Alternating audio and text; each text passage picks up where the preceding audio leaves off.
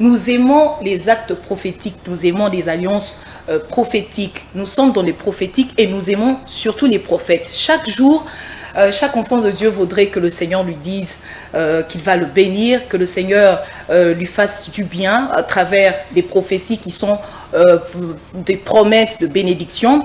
Et sur ce plateau, justement, nous allons parler au cours de votre émission Vie chrétienne de la prophétie. Quelle attitude adopter? Parce que vous le savez, chaque prophétie a ses exigences, chaque prophétie a des actes prophétiques à poser. Chaque prophétie nous permet justement de voir comment nous allons mener notre barque spirituellement parlant. Et sur ce plateau, je ne suis pas seule.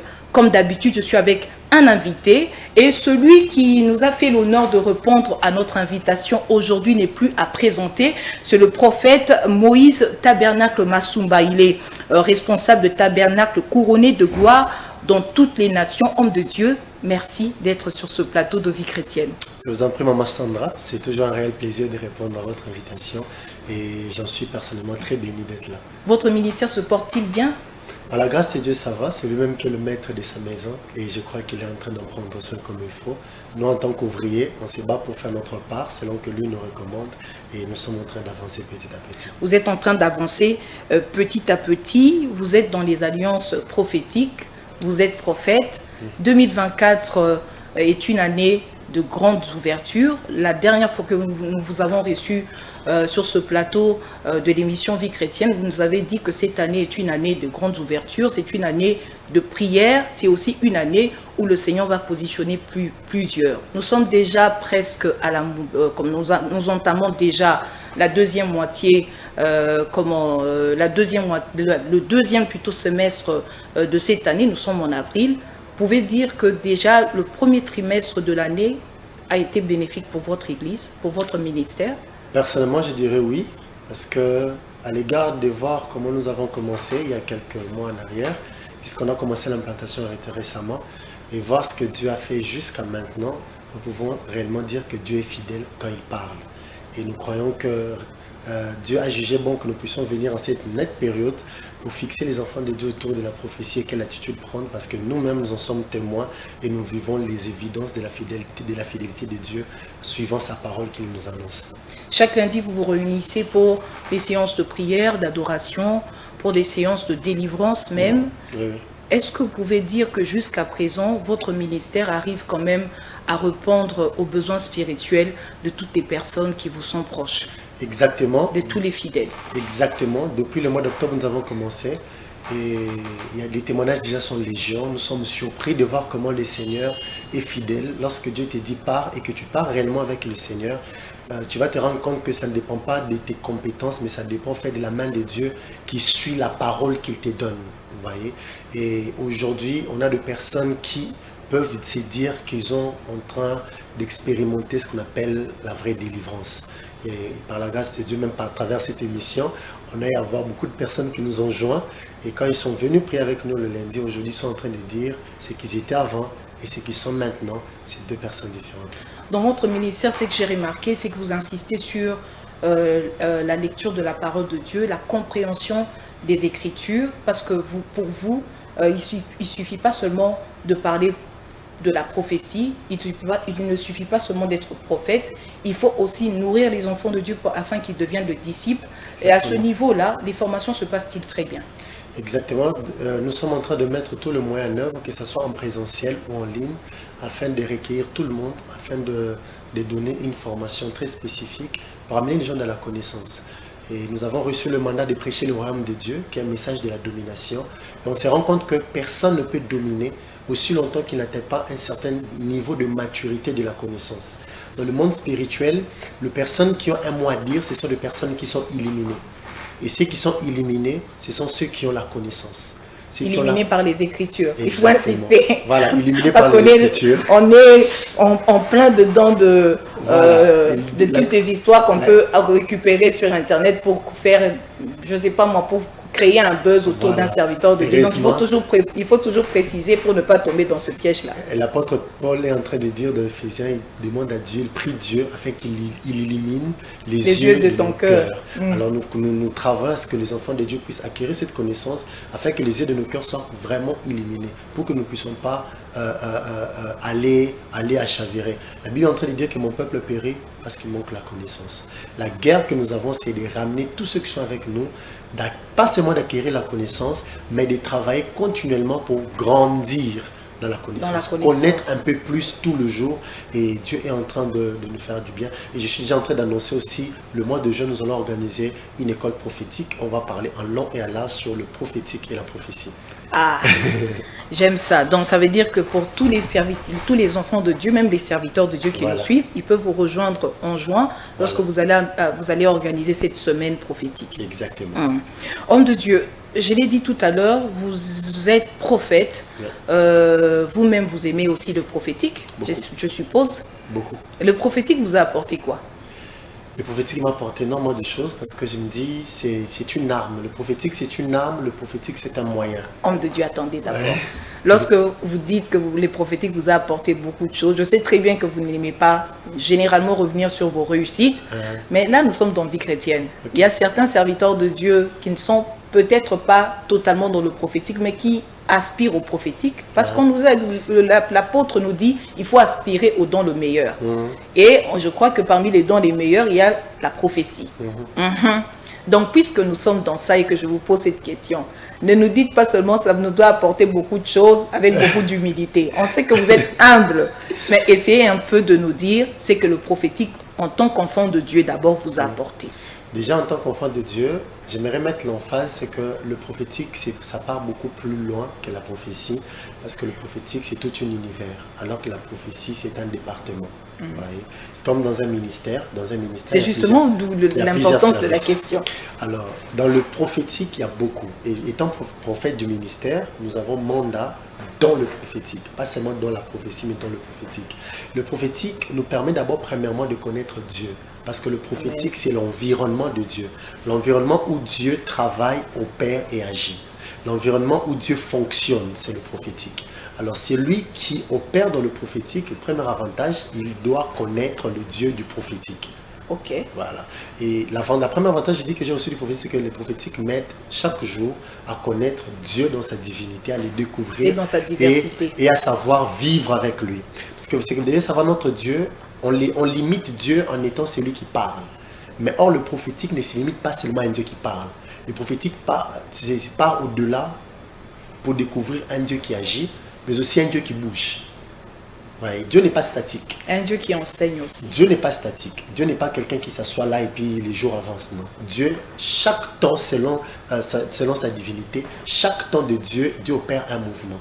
Et celui qui est prophétique, c'est l'image des fils d'Issachar. Ils avaient l'intelligence de lire, de comprendre le temps, de discerner les saisons, pour savoir qu'est-ce que les enfants d'Israël devaient faire maintenant. Le prophétique, c'est en fait ça.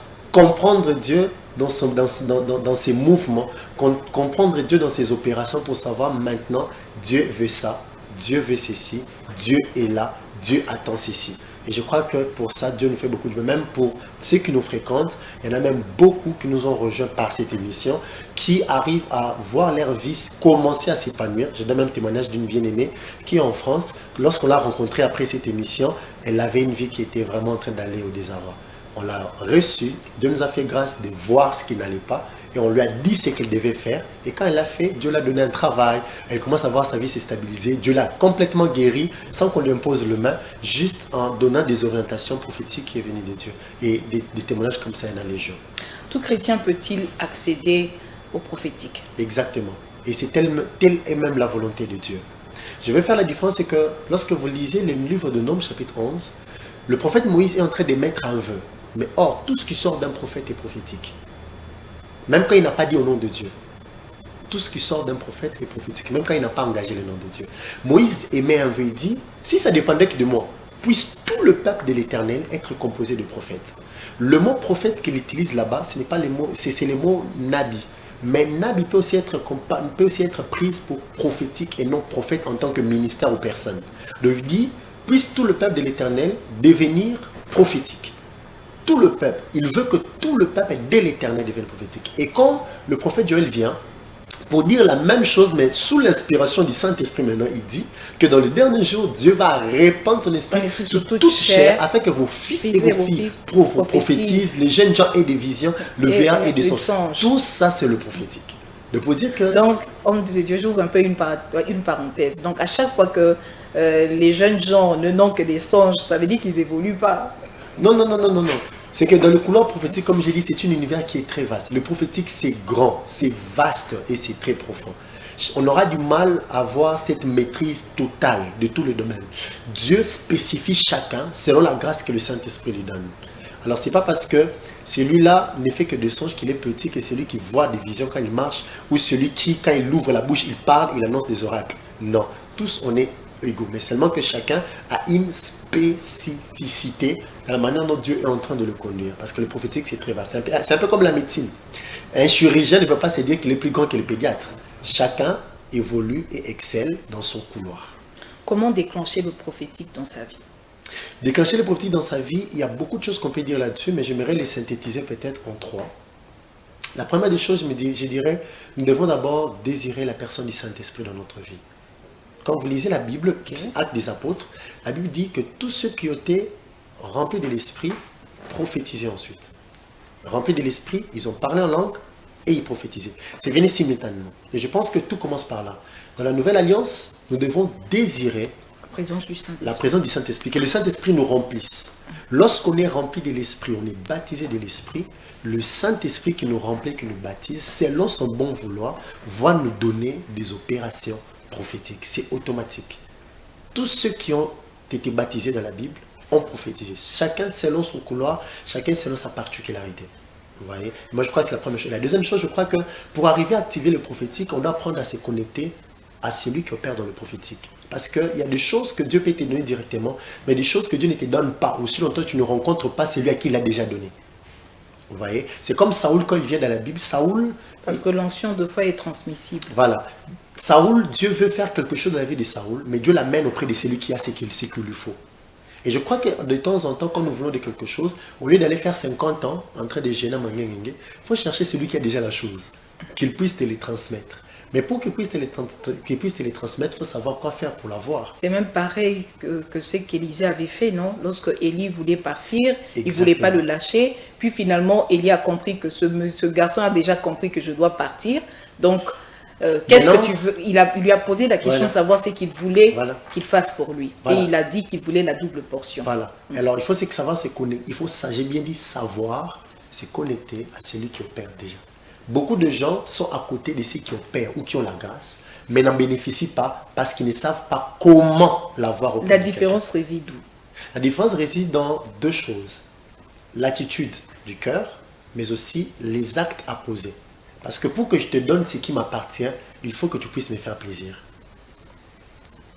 Spirituellement, c'est comme ça. En fait, j'espère que vous êtes en train de nous suivre. C'est vraiment des secrets à retenir. J'aimerais dire à tout enfant de Dieu, dans le monde spirituel, il n'y a pas de donations gratuites. Il n'y en a pas. Dans le monde spirituel, il y a que des échanges. C'est-à-dire que si je vais recevoir quelque chose de Maman Sandra, spirituellement, je ne dois pas d'abord savoir, je ne dois pas venir pour me dire, je viens prendre. Non. Spirituellement, je dois me poser la question, si je veux recevoir les téléphones de Maman Sandra, qu'est-ce que je dois faire pour qu'elle me donne ensuite les téléphones? Pour qu'elle libère la bénédiction. En réalité, dans le monde spirituel, avant de recevoir, il faut chercher qu'est-ce que tu dois d'abord donner. C'est les donateurs qui sont un bon récepteur. Et c'est comme ça aussi avec l'onction. C'est comme ça que beaucoup de gens disent, ah, il a prié pour moi, j'ai rien vu. En fait, il a prié pour toi, tu ne l'as rien vu. Mais est-ce que tu as respecté le préalable? Tu as posé l'acte qu'il fallait pour que ce qui libère sur toi demeure et produise des évidences. C'est une chose. Par exemple, je vais donner cet exemple. Je suis fils d'un prophète, je suis encadré par le prophète. Mais, bizarrement, de toutes les années que je fais avec lui, c'est une personne qui n'a jamais prophétisé pour moi. Il prophétise sur moi l'année où moi et lui, on doit prendre des chemins différents. C'est-à-dire, lui doit quitter la ville où j'étais. C'est l'année qu'il prophétise pour moi. Il me dit, voilà les choses qui viendront dans ta vie dans les 5 ans qui arrivent. D'ici à 5 ans, voilà. Et avant qu'il parte, il me dit, il faut que tu me donnes ça, parce que moi, je vais faire ça dans ta vie. Parce que moi, je ne comprenais pas. Il a été ouvert pour me dire ce que je devais faire, parce que moi, je ne comprenais rien. Moi, je me disais, il m'encadre, il va prier pour moi, ça va rester. Non. Et quand il a prié pour moi, c'est là que j'ai commencé à vivre le prophétique. Je me suis assis et le Saint-Esprit a commencé à me dire, petit, dans le monde spirituel, il n'y a pas de donation gratuite. Vous savez, même en droit congolais, on dit qu'il n'y a pas de donation gratuite. Parce que si les gens disent, non, vous avez reçu gratuitement, donné gratuitement, oui, c'est vrai. Les saluts, on a reçu gratuitement, on te donne quand on te prêche l'évangile. Mais les opérations spirituelles ont un prix. Tout a un prix dans le monde spirituel. Tout a un prix dans le monde spirituel. Dans Homme de Dieu, vous avez dit, pour déclencher le prophétique, nous devons d'abord recevoir, désirer le Saint-Esprit, être remplis de l'Esprit. Nous devons aussi nous connecter aux personnes qui ont déjà la chose que nous voulons, donc le prophétique, qui vivent déjà le prophétique. Et vous avez établi une différence entre se connecter et être proche. Voilà. Être proche ne veut pas nécessairement dire que vous allez vivre l'onction de celui qui vit le prophétique. Pour vivre, il faut qu'il y ait des échanges. Donc ça veut dire que vous devez faire ce qu'il faut pour faire plaisir à cette personne, afin que cette personne libère quelque chose de prophétique, afin que vous puissiez vous connecter à sa grâce. Mais à part ça, est-ce qu'il y a encore une autre exigence? Je dis la troisième, pour finir, c'est que nous devons aimer le prophétique. Nous devons l'aimer. Ok. Vous savez, le prophétique, en fait, au-delà d'être un univers, le prophétique, c'est une personne. C'est comme ça que je le prends. Le prophétique, c'est une représentation de Dieu. C'est comme ça, moi, je le comprends. Une représentation de Dieu qui permet à l'homme de collaborer avec Dieu. Vous voyez? Et plus quelqu'un commence à développer cet amour, cette passion pour le prophétique, plus cette personne commence à soupirer après le prophétique, je pense que c'est quelque chose qui va se rapprocher. Vous savez, même en cours, on le disait, je crois que vous le disiez aussi, que le cours que tu n'aimes pas, tu ne le maîtrises pas. Le professeur que tu n'aimes pas, tu ne comprends pas son cours. Le professeur que tu n'apprécies pas, même s'il est le plus beau enseignant, tout ce qu'il va dire pour toi sera du charabia. Et plus on commence à aimer le prophétique, plus le prophétique va commencer à s'ouvrir à nous. Et beaucoup de gens veulent seulement, je vais prophétiser, je vais vivre le prophétique, mais au fond d'eux, ils n'aiment pas. Je vous donne cet exemple. Je suis prophète de ministère, ça fait quand même plusieurs années. Mais je vous dis, j'ai commencé à prophétiser, à vivre le prophétique après plusieurs personnes.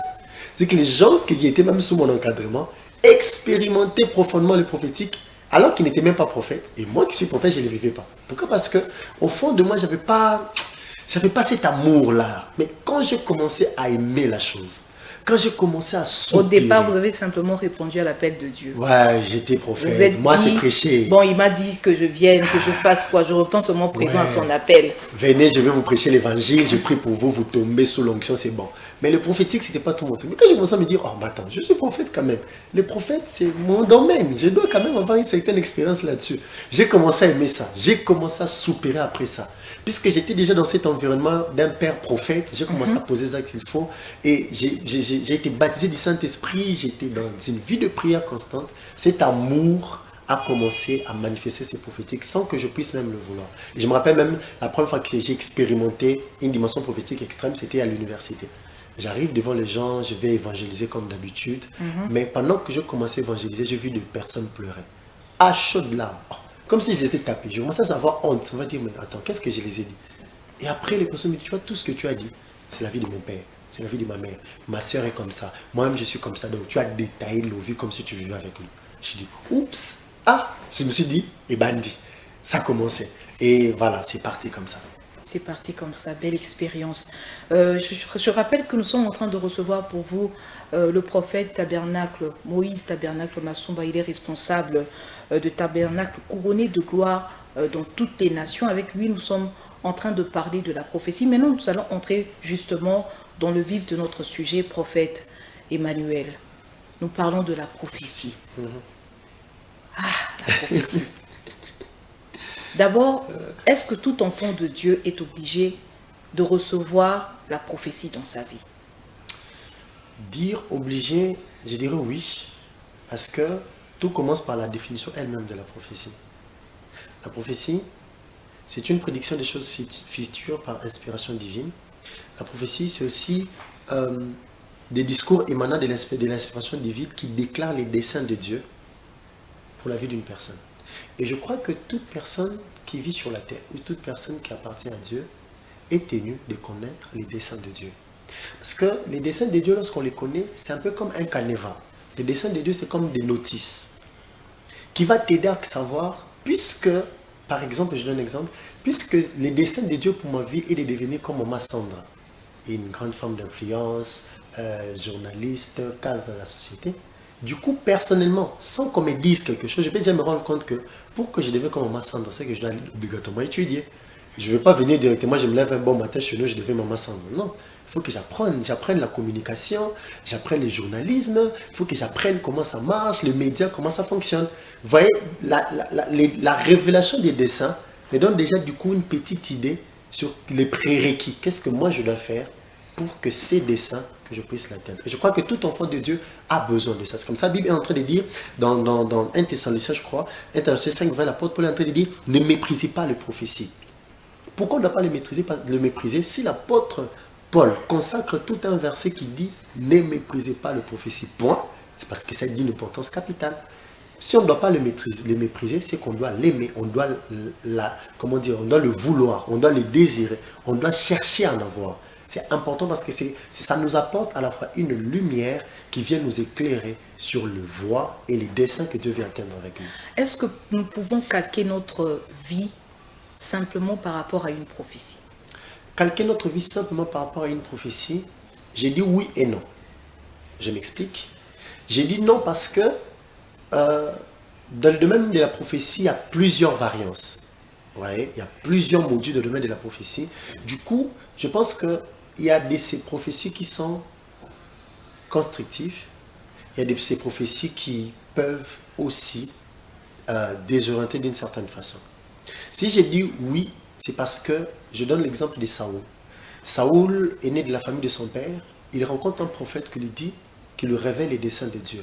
C'est toi que Dieu a préparé pour être roi de son peuple. Une prophétie a changé toute la direction de la vie d'un homme. Et sa vie est entrée comme dans une autre perspective à cause d'une prophétie. Et les gens comme ça, il y en a légion dans la Bible, à qui Dieu a donné une parole, mais cette parole a changé. Moi-même, par exemple, quand je suis né, il y a des choses qu'on a dit avant ma naissance que ma mère ne m'a jamais dit. Mais quand je rencontre un prophète qui me dit, mais petit, toi tu t'embrouilles, toi tu appelles à servir Dieu, tu es un prophète de Dieu. Je dis, ah, moi, prophète de Dieu, moi je me vois ingénieur, moi je me vois un grand polytechnicien, prophète, ça n'a jamais été dans mes rêves. Même dans mes rêves les plus fous, je n'ai jamais fait aux visions. Mais il me dit, oui, c'est ça. Mais quand je commence à m'approprier cette parole, je commence à me rendre compte que oui, il avait effectivement raison. Parce que je me rends compte que ma vie, sans l'œuvre de Dieu, ma vie n'a pas de sens. Ma vie trouve son sens dans l'œuvre de Dieu. Donc si j'étais polytechnicien, je ne pense pas que je serais ici, parce que je suis prophète dans l'œuvre de Dieu que je suis ici. Une prophétie a donné tout un sens dans ma vie. Je crois que si c'est Dieu qui parle réellement, si c'est Dieu qui nous a donné sa parole, notre vie peut suivre ses cours. Mais aussi si j'ai dit non, c'est parce qu'il y a certaines prophéties que j'appelle des prophéties sans fondement. Si tu veux calquer toute ta vie dans certaines de prophéties qu'on nous donne par certaines personnes, tu peux carrément être désorienté et peut-être rater même ta destinée. Un exemple, une femme qui rencontre quelqu'un qui prophétise avec détail, non, ton mari s'appelle tel, nana, Dieu dit il faut briser ses mariages. Trouble. Briser mariage. Vous voyez, la femme revient, on prie. Or, Dieu ne peut pas donner une prophétie en l'encontre de sa propre parole. On prie, j'ai dit, maman, en tout cas, si tu brises mariage, c'est ta vie qui sera brisée. Et après un moment, il y a eu des problèmes. À peine ils ont essayé de se séparer quelques semaines avec le mari, la femme, sa vie devenait calvaire. Et il fallait qu'on prie pour que Dieu s'aide, pour que Dieu l'aide, afin que les troubles qui avaient pu cesser, qu'ils reviennent ensemble. Et la femme se rend compte qu'en fait, sans ces mariages, sa vie allait être très désorientée. Et ces mariages est en train de donner un sens et une orientation qui est divine par rapport à sa vie. Alors je crois que sur ces points, on doit faire preuve de discernement et de beaucoup d'examination de certaines prophéties avant que notre vie puisse suivre la tendance de ces prophéties. Parlons de discernement. Comment discerner une prophétie fausse? Alors, comment détecter qu'un prophète est en fait un charlatan? Moi, je dirais il y a deux ou trois choses que je peux dire. Premièrement, je dis nous devons personnellement avoir une bonne intimité avec le Saint-Esprit. Parce que une personne qui est intime du Saint-Esprit, lorsqu'on dit un mensonge, le Saint-Esprit témoigne directement que c'est un mensonge. Les apôtres devant Ananias et Saphira, quand ils viennent dire que nous avons vendu notre maison à autant, l'apôtre n'a même pas... Il a simplement insisté, c'est à ce prix-là? C'est après qu'il a vendu. Oui, ça c'est cool. Pourquoi vous voulez mentir au Saint-Esprit? C'était clair, le Saint-Esprit a dit, non, tu vas, même si tu ne te dis pas clairement, tu vas sentir que quelque chose en toi s'oppose à ce qu'on t'a dit. Et deuxièmement, je crois que toute prophétie qui vient vraiment de Dieu ne contredit pas ou ne brise pas sa doctrine. Et si on vient te dire des choses qui ne rencontrent pas la parole, du coup, il faut te mettre en évidence pour dire non, je ne crois pas. Et aussi, sur ce point-là, c'est notre problème. C'est que les enfants de Dieu, on n'aime pas la parole. On n'aime pas connaître la parole. C'est comme ça, il y a beaucoup de gens qui disent oh, il y a des faux on aime les prédications. Ouais, on n'aime pas prendre le temps de méditer. Oui, il y a des faux prophètes. Il n'y a plus de vrais prophètes en fait. Il n'y a pas de vrais prophètes parce que toi, tu n'es pas un bon enfant de Dieu. C'est clair. Homme de Dieu, il faut répéter. Il n'y a pas de vrais prophètes parce que toi, tu n'es pas un bon enfant de Dieu. Parce que les bons enfants de Dieu, c'est les chrétiens libérés. Les grands Paul est en train de prêcher. Certainement que des fois, Paul prophétisait aussi. Mais ils prenaient la Bible, ils prenaient la parole, ils examinaient à la lumière des Écritures tout ce qu'il disait. Il a dit ça, vérifiant. Oui, il a raison. Oui, c'est vrai, c'est ça. Mais nous, aujourd'hui, puisqu'on ne connaît rien, tout ce qu'on nous dit, c'est oui et amen. Mais ce n'est pas parce qu'on ne voudrait pas paraître comme étant des rebelles dans une église. Parce que deux fois, il y a des serviteurs de Dieu, quand vous prenez tout ce qu'il a dit et vous allez l'analyser, le décortiquer, certains serviteurs de Dieu ne les prennent pas toujours bien. En fait, c'est ça le problème. C'est comme ça que je dis, en ces temps de la fin, je me dis, au-delà de soupirer que Dieu nous parle, on doit vraiment prier que Dieu nous donne ces dons de discernement. Parce que les temps de la fin est déjà clair. Dieu dit qu'il y aura beaucoup de loups au milieu de brebis, il y aura beaucoup de livrés à côté des blés. Il y aura un mélange. Mais celui qui a les discernements saura que ça, c'est livré, ça, c'est les blés. Il y a besoin de ces discernements. Et pour ces discernements, pour que les discernements soient aiguisés, il nous faut une connaissance. Parce que souvent, les discernements ont un support de conviction. Alors, le support de la conviction, c'est soit l'expérience ou la parole, une connaissance qu'on a. Ouais. Soit tu as déjà expérimenté, soit il y a une connaissance que tu as. C'est ce qui vient forger ta conviction. En fait. Il faut savoir que ça, c'est pas vrai. Par exemple, si je vous dis 2x carré multiplié par 5 donne 2. Quand vous ne connaissez rien, vous allez me croire directement. Mais quand vous y connaissez quelque chose... Surtout quand c'est fluide, hein? Qu'on n'hésite pas en parlant. Quand vous y connaissez en maths, vous allez dire, attention, regarde le comment. Je vais faire l'équation moi-même. 2x carré plus 5 égale à 0 d'abord. On va prouver que c'est égal à 2. Tu vas faire les calculs et puis tu dis, à l'égard de la connaissance que j'ai essayé de checker. C'est faux. Puisqu'il n'y a pas le cas, la connaissance fait défaut, on périt et tout ce qu'on entend peut nous amener à chavirer. Je crois qu'il est important que les enfants de Dieu puissent, au-delà d'avoir une intimité avec le Saint-Esprit, connaître réellement les Écritures pour que ce que nous entendons, nous puissions avoir un soubassement sur lequel nous allons l'examiner. Et aussi, la troisième chose, je me dis, quand nous recevons une parole, c'est important que nous puissions aller ramener cette parole auprès de celui qui a parlé. Vous me dites, prophète, c'est votre saison, Dieu va vous bénir. Amen, j'amène cette parole auprès de Dieu. Seigneur, tu as dit que cette saison, tu vas me bénir. C'est vrai ou faux? Si c'est vrai, fais-le. Mais si tu m'as menti, Seigneur, il ne faut plus permettre que j'entende ça. Moi, c'est comme ça que je fonctionne. Et si cela vient vraiment de Dieu, soit Dieu va me redire la chose, ou soit Dieu va envoyer une deuxième personne qui va le confirmer. Une deuxième personne qui va le confirmer. Homme de Dieu, est-ce que lorsque nous recevons une prophétie qui nous semble négative, hein, je dis bien qui nous semble négative plutôt, parce qu'il arrive que nous recevons des prophéties quand le Seigneur nous dit que cette année, c'est l'année de la bénédiction. Là, nous tous nous disons Amen. Lorsque nous recevons des prophéties qui cadrent avec un peu de sacrifice de notre côté, des fois on a tendance à résister. Lorsque nous recevons ce type de prophétie, quelle attitude adopter? Alors, lorsque Dieu envoie son serviteur pour annoncer une prophétie qui paraît un malheur pour nous, je crois que la meilleure chose à faire, moi je vais proposer 2 ou 3 choses. La premièrement, nous devons aller dans les actions de grâce.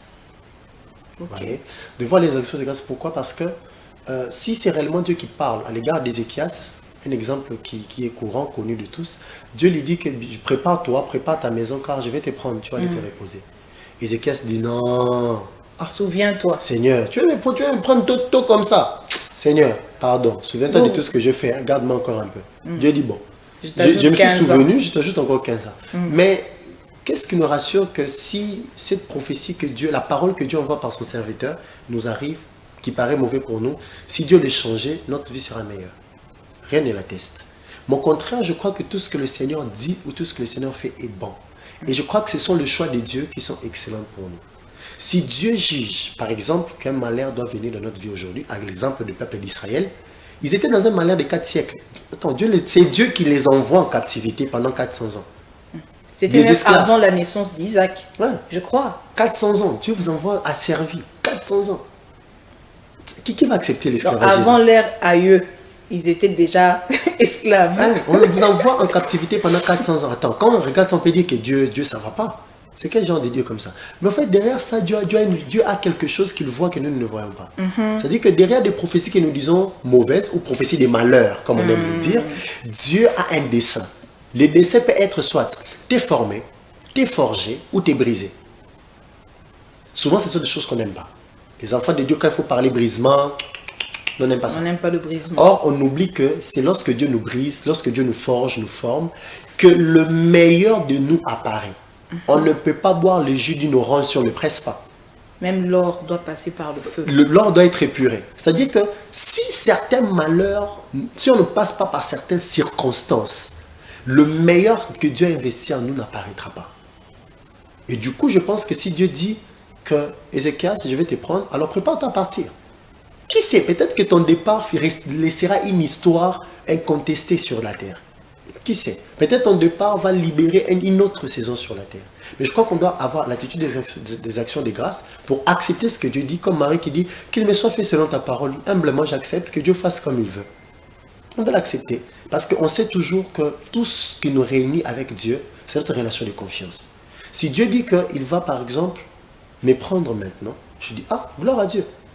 Je lui fais confiance parce que je sais, si il m'envoie dans le séjour de mort et qu'il ne va pas me ressusciter, c'est qu'il me garde pour quelque chose de bien meilleur demain. C'est comme ça. Souvent, les meilleurs joueurs, lorsqu'on a un grand match après avoir joué un moment, on les garde parce qu'on dit que non, ces matchs ici, on a déjà gagné. Toi, reste un peu, on va attendre le prochain grand match pour que tu puisses sortir. C'est comme ça que moi, je conçois les choses. Et l'autre chose que j'aimerais dire à quelqu'un, si Dieu t'a parlé ou Dieu envoie une parole qui semble ne pas être plaisant, la meilleure chose à faire, c'est comprendre le but de Dieu. Vous voyez? Parce que Dieu a toujours soit un enseignement à nous donner, Dieu a toujours soit un travail de brisement, soit un travail de forge dans notre vie. Et nous devons, du moment où tu comprends que Dieu, par exemple, veut m'appauvrir, peut-être parce que Dieu veut me préparer à atteindre une certaine dimension de richesse, je l'accepte. Ou de maturité. Voilà, je l'accepte. Parce que l'avantage avec le Seigneur, Dieu nous amène dans une vie de croissance. Et Dieu peut nous faire passer par des situations qui ne rencontrent pas notre volonté, qui ne rencontrent pas nos attentes, pour mieux nous forger, pour mieux nous enseigner, afin que nous puissions croître encore plus. Parce que si on arrête de croître, même Dieu va se fatiguer de nous. Voilà. Si on arrive de croître, même Dieu va se fatiguer de nous. Il a dit d'ailleurs qu'il nous amène de gloire en gloire, de victoire en victoire. La parole de Dieu nous dit dans Apocalypse 1, verset 3, « Heureux celui qui lit et ceux qui entendent les paroles de la prophétie et qui gardent les choses qui y sont écrites, car le temps est proche. » Voilà. Donc, partons de ce verset, est-ce que nous pouvons dire que la prophétie réelle, donc la vraie prophétie, pour qu'elle s'accomplisse, elle doit aussi être regardée et méditée? Exactement. C'est comme ça, moi je conseille à tous ceux qui me fréquentent, ils doivent avoir des cahiers de prophétie. Ok. Cahiers de prophétie, ou j'appelle ça cahier de prière. Pourquoi? Parce que de choses que tu n'écris pas, Tu les oublies. tu vas l'oublier. Même les sages ont dit que les paroles s'envolent, mais c'est les écrits qui restent. Même lui-même, Dieu, il nous a donné des paroles écrites. Il dit, écris la prophétie. Garde-la. Habakkuk 2. Il dit, Habakkuk 2, verset 2. Écris la prophétie, garde-la. Tu le feras lire. D'autres ils disent scelle. D'autres ils disent ne scelle pas parce que les gens doivent lire ça. Pourquoi on écrit? Parce que quand Dieu te parle, ce que tu écris devient ta requête. Ce que tu écris devient ta requête. Ton sujet de prière. Voilà. Parce que des fois, ça m'étonne quand tu dis à quelqu'un, oh non, moi j'arrive pas à prier 30 minutes. Je dis, attends, comment ça? Moi, avec toutes les prophéties que j'ai reçues de Dieu depuis que je suis né jusqu'à maintenant, mais attends, j'ai des milliers de sujets de prière.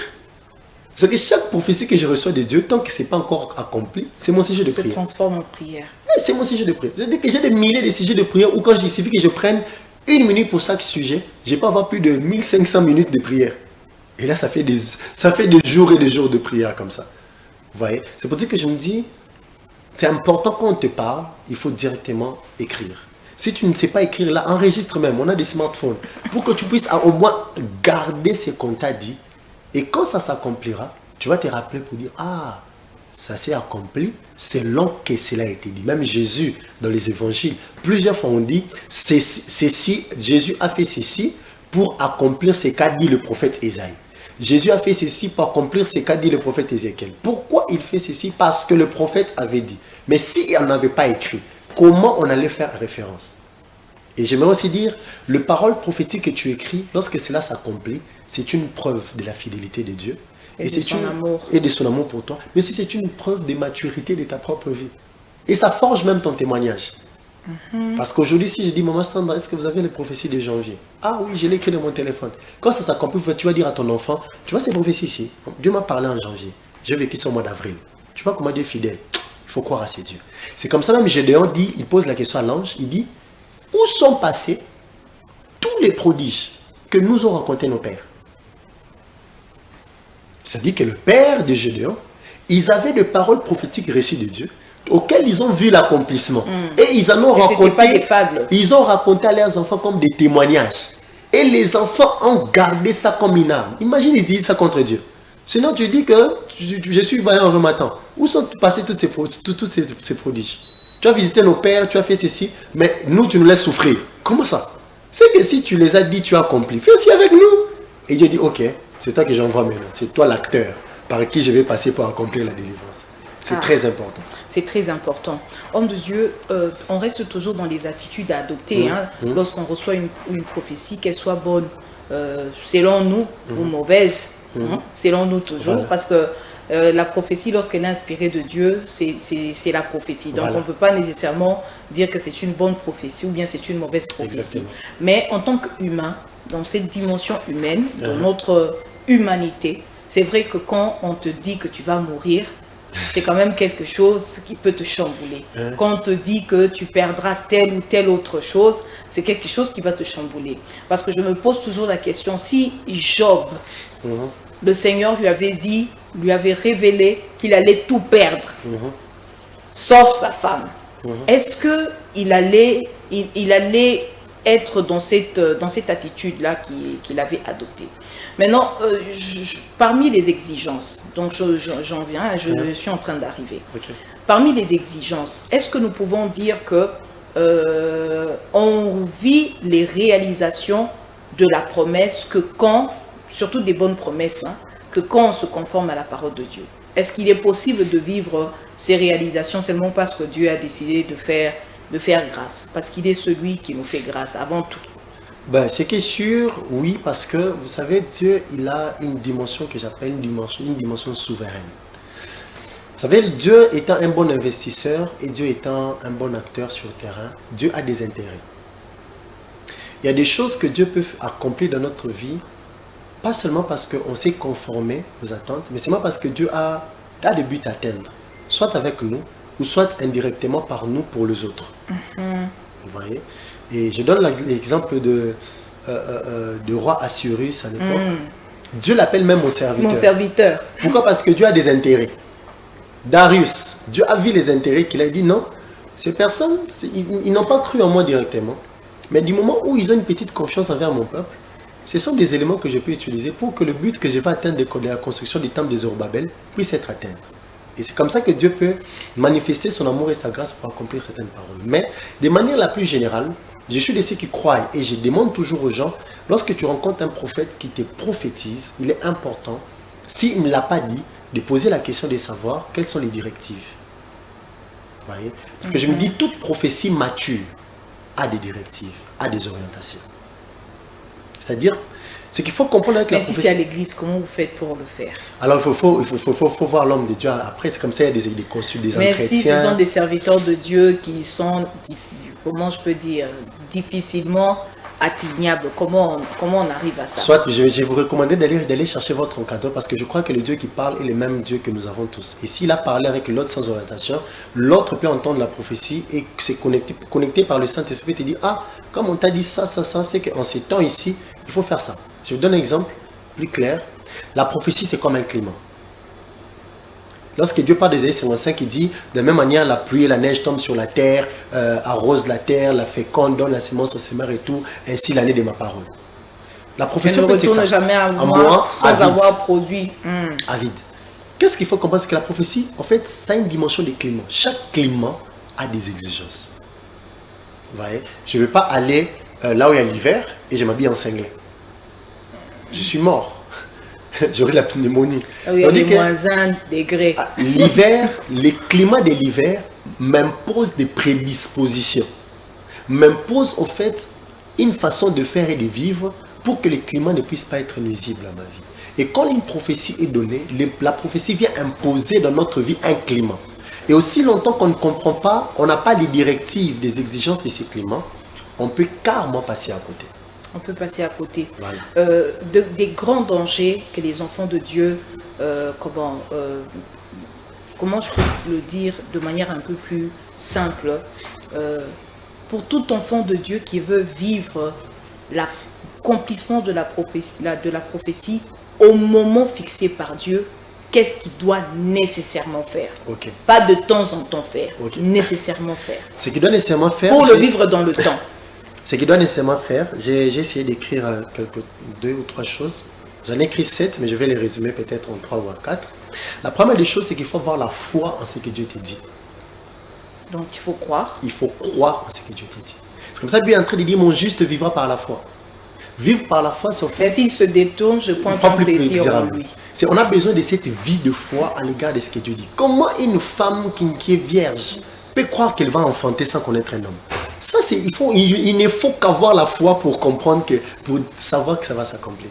La deuxième chose, au-delà de la foi, il faut avoir la patience. Parce que là où la patience n'est pas, il y aura la précipitation. Et les frustrations. Voilà. Genèse chapitre 15, Dieu dit à Abraham qu'il va avoir un enfant et tout ce qui va avec. Juste après, chapitre 16, Sarah dit, en tout cas, moi j'ai trop attendu. Prends ma servante Agar, faites un enfant. Lorsque la patience n'est pas d'actualité, il y aura la précipitation. Et la précipitation créera des dégâts futurs. Aujourd'hui, les Ismaélites sont en train de nous compliquer.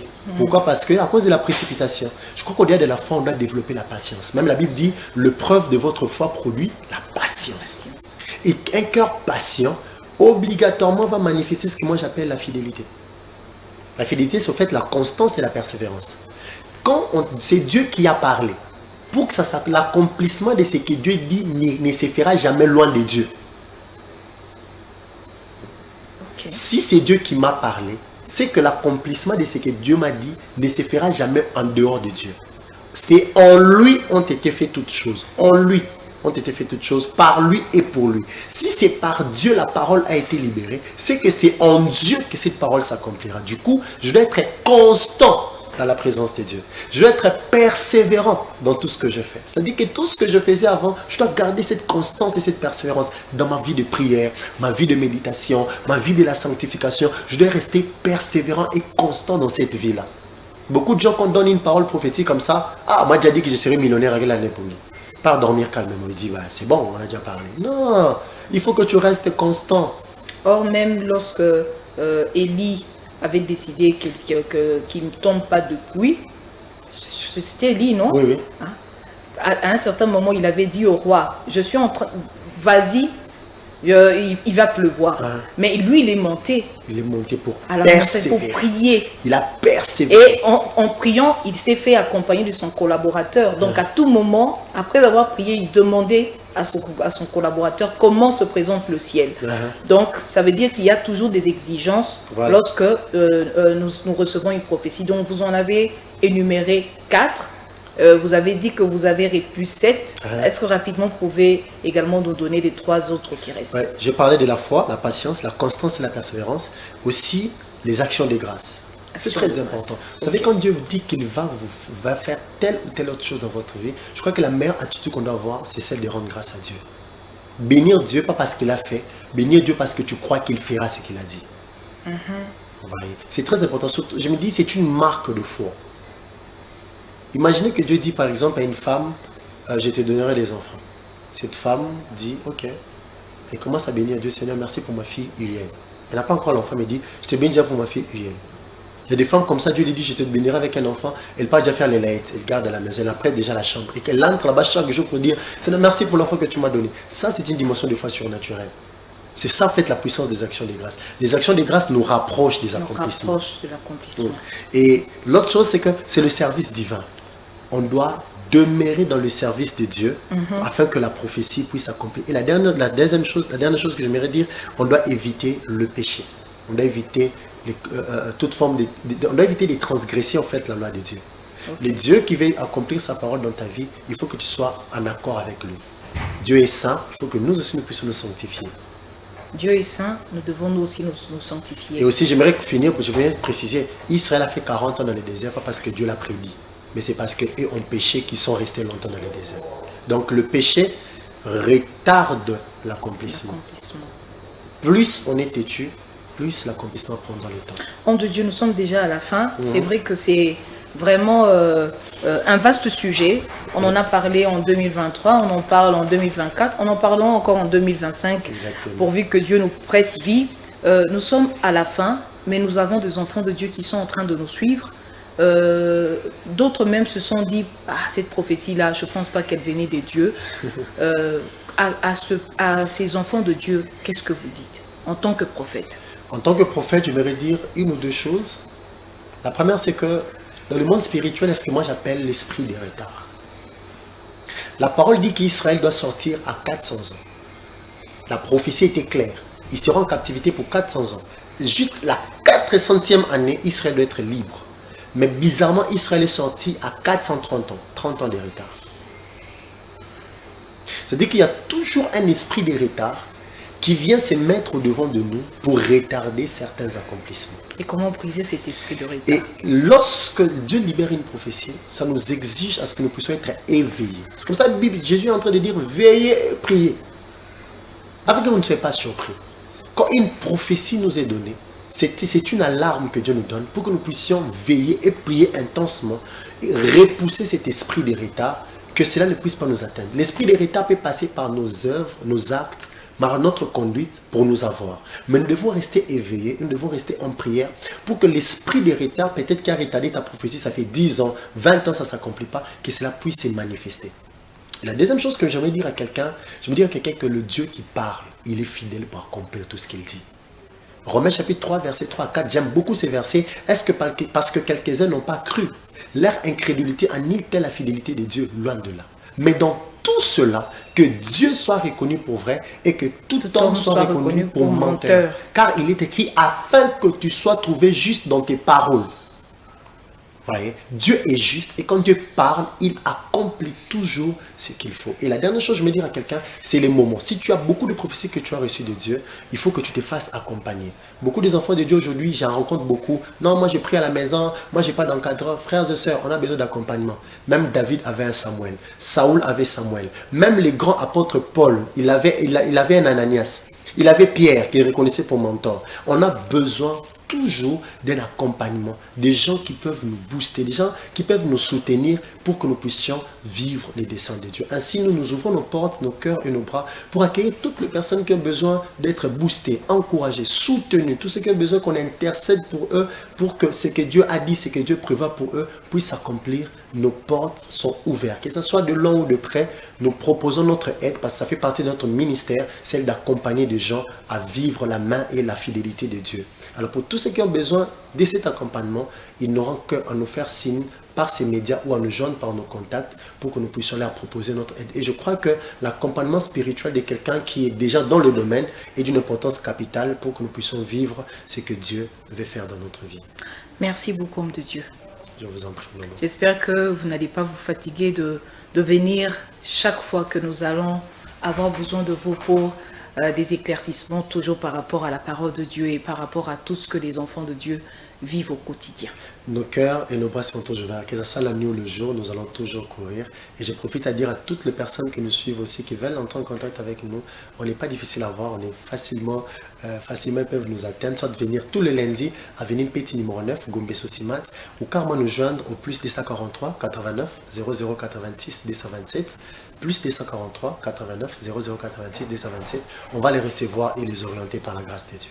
Nous avons reçu pour vous dans cette émission Vie chrétienne le prophète Moïse Tabernacle Masumba. Il est responsable du tabernacle couronné de gloire dans toutes les nations. Fidèles téléspectateurs de CML13, merci de nous avoir suivis. Enfants de Dieu, que le shalom de Dieu ne vous quitte pas, que Dieu soit votre appui et que chaque prophétie qu'il a et que chaque prophétie déclarée sur vous s'accomplisse, et cela dans le nom précieux de Jésus-Christ.